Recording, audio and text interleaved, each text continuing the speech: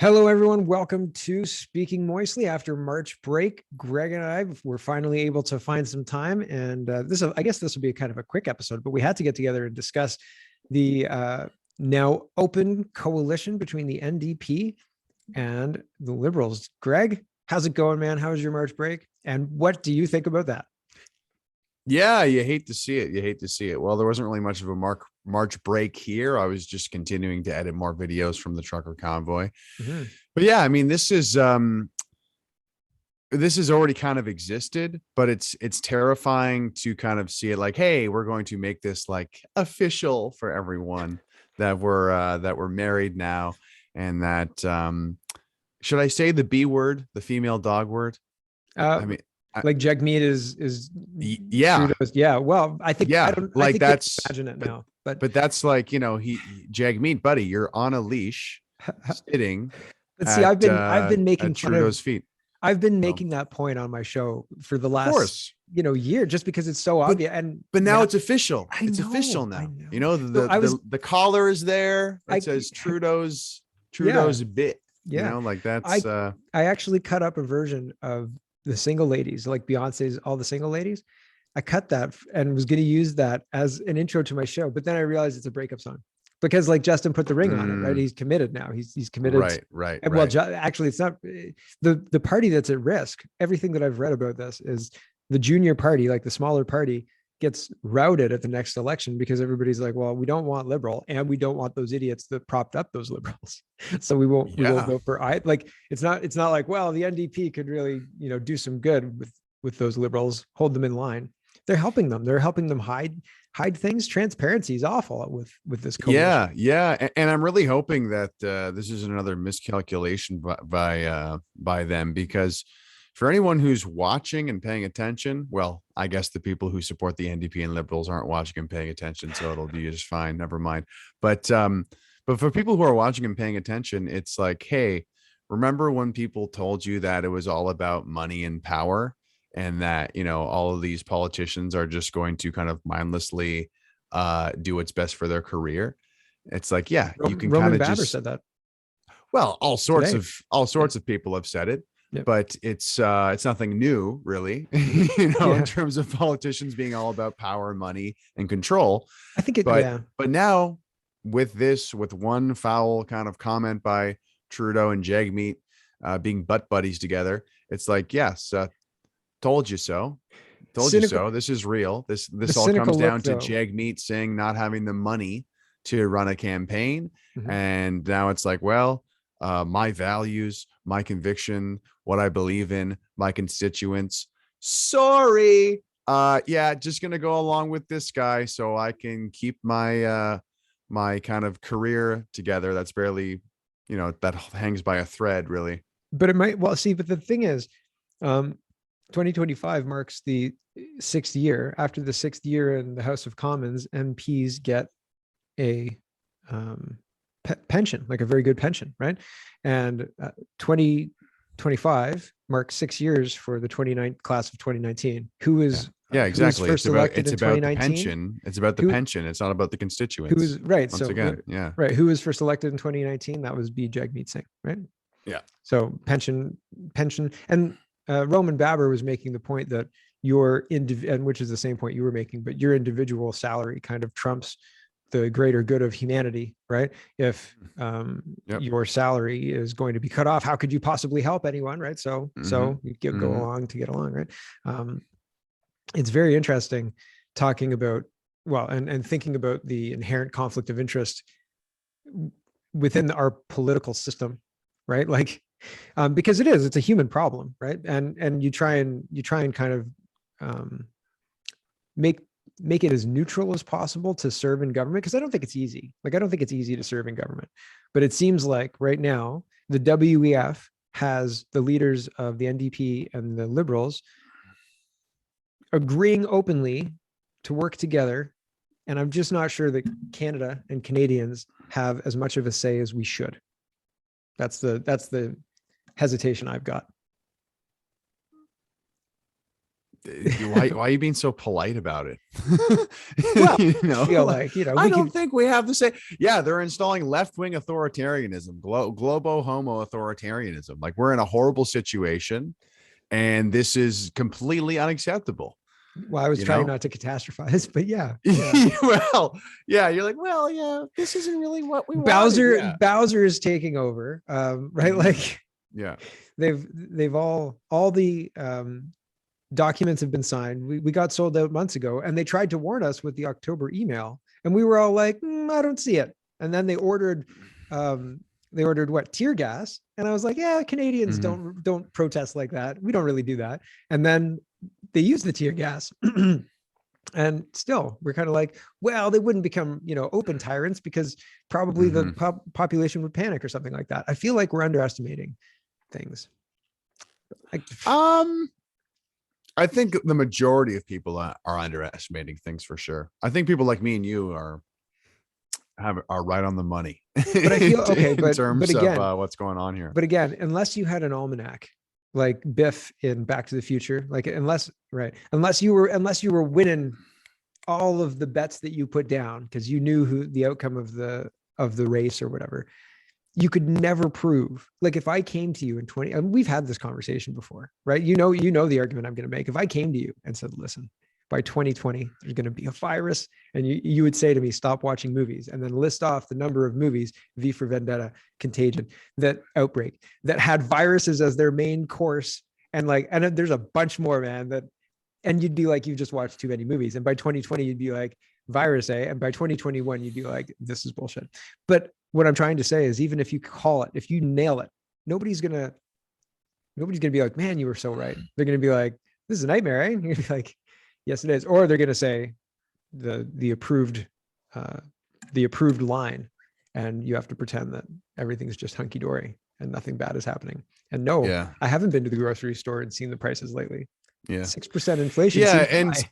And well, I mean, what we need is, and we've talked about this many times, or we were talking about this before we turned the camera on, but we need leadership in opposition to everything that's happening. And I'm sorry, Pierre Polyev is not that.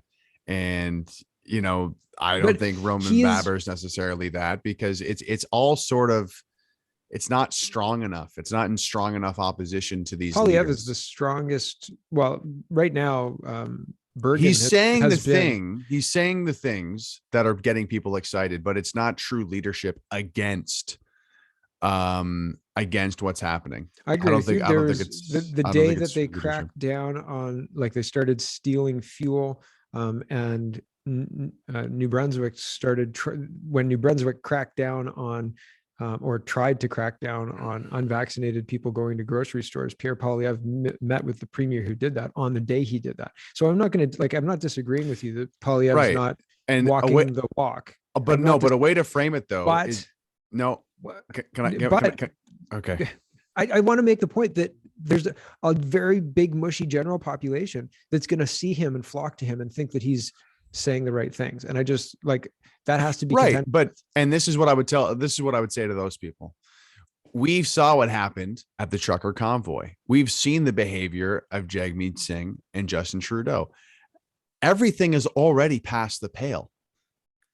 So for any leader to tolerate that and to not be calling it out and condemning it, they're actually allowing it. They're actually saying, well, it actually wasn't past the pale. It actually wasn't that unreasonable, everything that Justin Trudeau did. It actually wasn't that out of the purview of what the Canadian government should be doing. Well, So it's like, so in a to way, use you are giving at least a little bit of credibility to what Trudeau did in terms of squashing out people who oppose him and then using the news media to support them.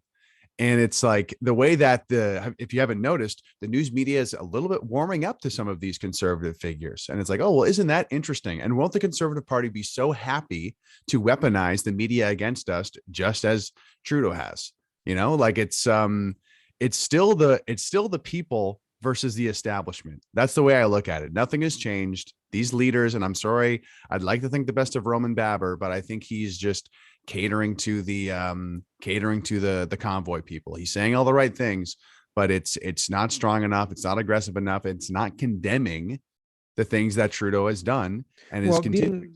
being strong. So like I think that Polyev has, and I've talked about this on my show too, has put out a good campaign videos, good communication, because it's really hard to communicate effectively. He is articulating that he has a plan to fight against what Trudeau's We doing want the freest country. We're going to have the freest legislative, country yet. but it's good. It's bite-sized, man. And like Yeah, no, you yeah, it's can't, working. Sure, like, it's right. working. That's for It's sure. effective. It's not complicated, right? He wants to give you control back of your life. Yep. The other one you just said. So like, I really wish that instead of not cannibalizing or criticizing, give him credit for what he's doing well and copy it. You know what I mean? Like, and not necessarily copy it word for word, but like, what is he doing well? His message is super simple, short, to the point, very, very simple. And like, communication is one of the hardest things to get right, and he's getting it right. So like, I've got to give credit where credit's due, and that plays well to a general audience. And What's the difference? Yeah, go ahead. Finish. his campaign's targeting a general audience. And Mhm. like, I'm not saying that I support him, because I understand that the structural rot in the CPC party won't let him be effective in what he needs to do. But there are a lot of people who don't care, and they would follow him. What is the difference between the politics of Trudeau and Pierre? Well, from what I've seen, Trudeau uses wedge politics and race politics in a masterful way. He also manipulates the House of Commons, drops the government and uses the NDP or other allies to do his dirty work for him. Right, but like aside from maybe trying to fix our economy a little bit, do you think that Pierre is going to be that much of a difference in terms of him being in charge? Proof is in your actions, right? Proof is in what you do, I think. Right. So and it depends on what he does when Conservative he's Party, got that opportunity. the provincial Conservative Party supported digital ID. Freedom. Yeah, You're going I to be the know. most free ever. Yeah. And we're supporting man. Yeah. the digital ID Yeah. in Ontario. Be careful. Yeah. Yeah. So it's like, that's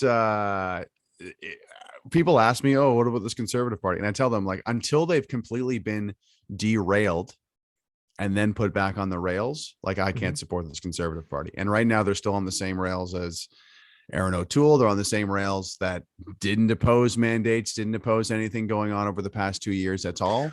See, so there's a complicated aspect to that, because in a party, in caucus, you can disagree. Like in the private meeting, you can disagree, right? But then in public, you have to say what the caucus says, because if there's a fracture in the party, then there's a fracture in the party. So like, I'm not forgetting. I'm not Greg, trying to there's forgive just a it. system of politics where you put your It heart and is. It's convictions politics. aside, and Yeah, then I you know. just vote along with the corporation. Yeah, Yeah, that's exactly what happens. So Yeah, that's exactly what yeah, I happens. don't like that. I don't want that. I agree, No, but thank you. we talked about that, and that's an inherent flaw in our system. But what I'm saying is, it's true though. You have to contend with it. It's not something that you can just dismiss, right? And it's going to be a problem with conservatives, just like it's a problem with liberals. And I think a bigger problem is foreign influence. The bigger problem is that the leader of the NDP and the leader of the liberals are both WEF, young foreign leader members, young global leaders, or young foreign leaders, young global leaders, and like. Yeah, well, all I'm hearing from you right now, it's Mark, is like, oh, well, the conservatives will destroy the country slightly slower. That's exactly what I'm saying. Yeah, you're not Right. wrong, because but the thing, Yeah, the problem with Canadian Mark, politics. I don't want the country to be destroyed, is my Me point. either, man. Why do you think I've been doing my show for So how long I've been doing so it? that's what I'm saying. Like, the Conservative Party is not a solution. It's a cope. It's a cope with the fact that we're going to lose and be destroyed. And like, that to me, that's not a solution. But we've had that conversation before too. Like, if we roll the clock back to 2018, is that a winning condition for what we need? No, not at all. You know what I'm saying? Like, the country is on a bad path fiscally, because we're not allowed to develop our resources. We're on a bad path socially, because we're being wedged by Trudeau. So, and like, all I'm trying to say to you is not that I support the Conservative Party or Pierre Poilievre, but that there are a lot of people who will see that campaign as good and who will follow him. And if he doesn't win, because he's the clear front runner, there's going to be some kind of fraction in the Conservative Party, which may be exactly what the Liberals want. I don't know. Maybe that's what they're driving for, because Charest's not really a conservative; he's a liberal, right? But fundamentally, like, there's going to be a lot of people who are drawn to that Conservative Party as a solution. And I hear what you're saying, but we have to get better at communicate. We being people who are not mainstream parties, but like the new Ontario parties and PPC, et cetera, need to be better at communicating, because I think that's one of the biggest hurdles that we have a hard time with generally, right? Because it's penetration with getting to a wide audience. It's the ability to be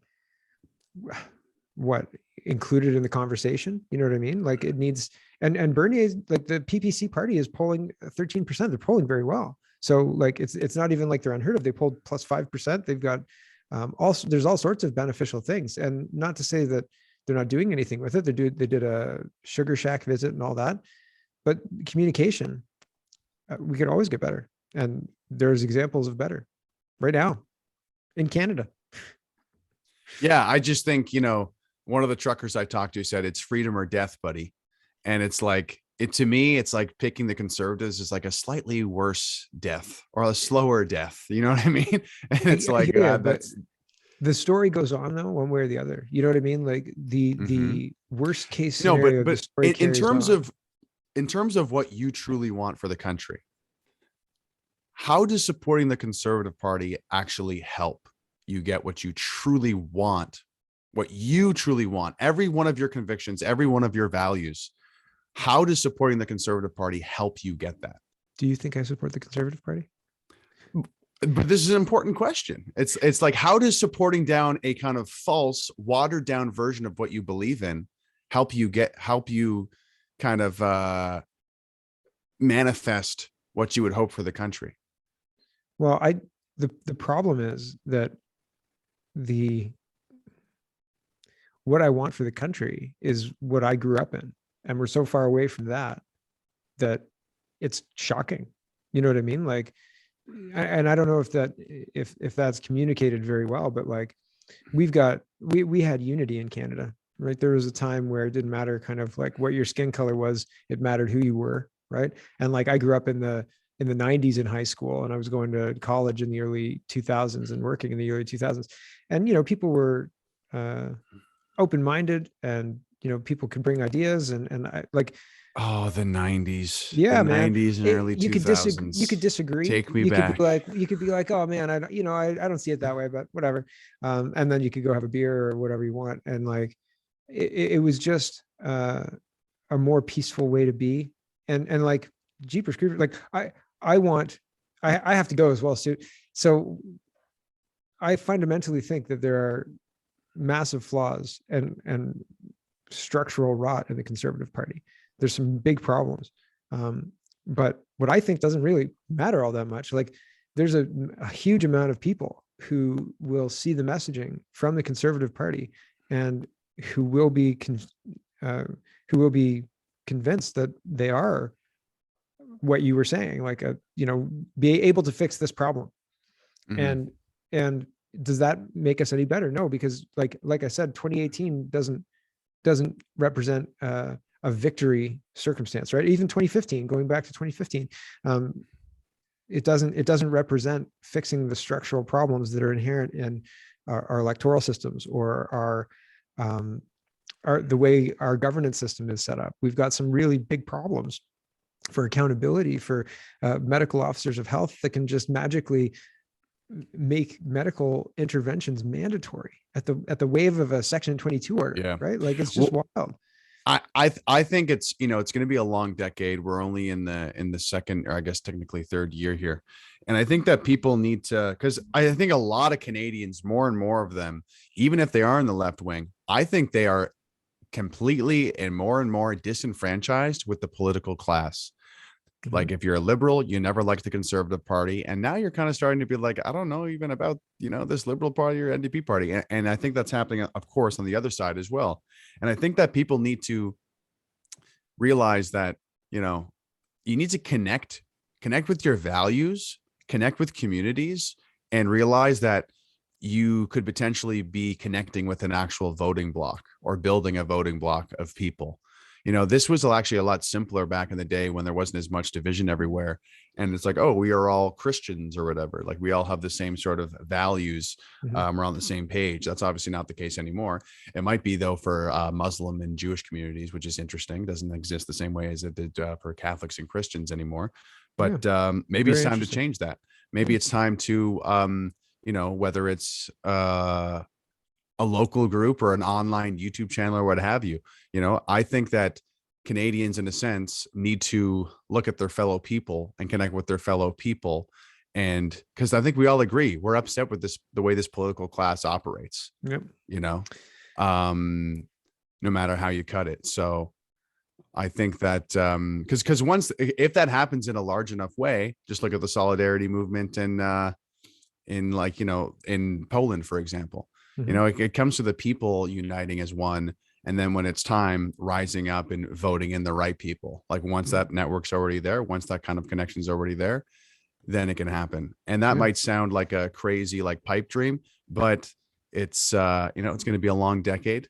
Indeed. And I think we're all fed up with the people in the parliament buildings at this point. Absolutely. But at that, I have to go because I have to go pick up my mom's dog and then I have to go pick up my kids. So thanks for hanging out today, man. It's wonderful seeing you. And check out all of our stuff, blah, blah, blah, blah, blah. I really got to go. Bye.